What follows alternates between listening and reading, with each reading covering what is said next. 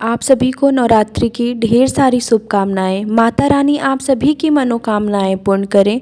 आज माता रानी के तीसरे दिन यानी कि माँ चंद्रघंटा का दिन है, तो आइए रसपान करते हैं माता चंद्रघंटा की कथा का। माँ चंद्रघंटा अलौकिक वस्तुओं के दर्शन कराती हैं। पिंड जब प्रवारूढ़ा चंड कोपास्त्र केर्युता प्रसादम तनुते महाम चंद्रघंटेति विश्रुता। माँ दुर्गा की तीसरी शक्ति हैं चंद्रघंटा। नवरात्रि में तीसरे दिन इसी देवी की पूजा आराधना की जाती है।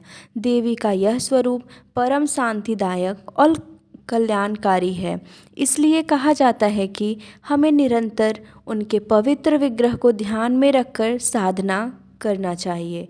उनका ध्यान हमारे इहलोक और परलोक दोनों के लिए कल्याणकारी और सद्गति देने वाला है। इस देवी के मस्तक पर घंटे के आकार का आधा चंद्र है, इसलिए इस देवी को चंद्रघंटा कहा गया है। इनके शरीर का रंग सोने के समान बहुत चमकीला है। इस देवी के 10 हाथ हैं। वे खड्ग और अन्य अस्त्र शस्त्र से विभूषित हैं। सिंह पर सवार इस देवी की मुद्रा युद्ध के लिए उद्यत रहने की है।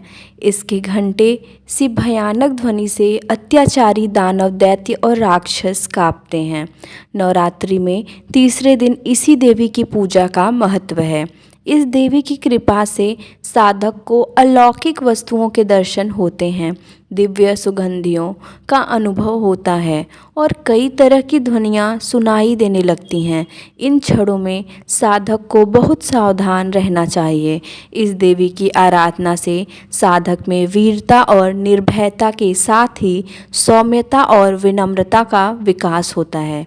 इसलिए हमें चाहिए कि मन, वचन और कर्म के साथ ही काया को विहित विधि विधान के अनुसार परिशुद्ध पवित्र करके चंद्रघंटा के शरणागत होकर उनकी उपासना आराधना करना चाहिए। इससे सारे कष्टों से मुक्त होकर सहज ही परम पद के अधिकारी बन सकते हैं। यह देवी कल्याणकारी हैं।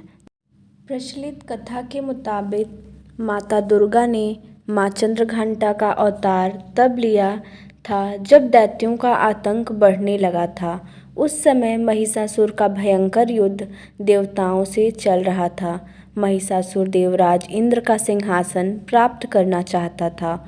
वह स्वर्गलोक पर राज करने की इच्छा पूरी करने के लिए यह युद्ध कर रहा था।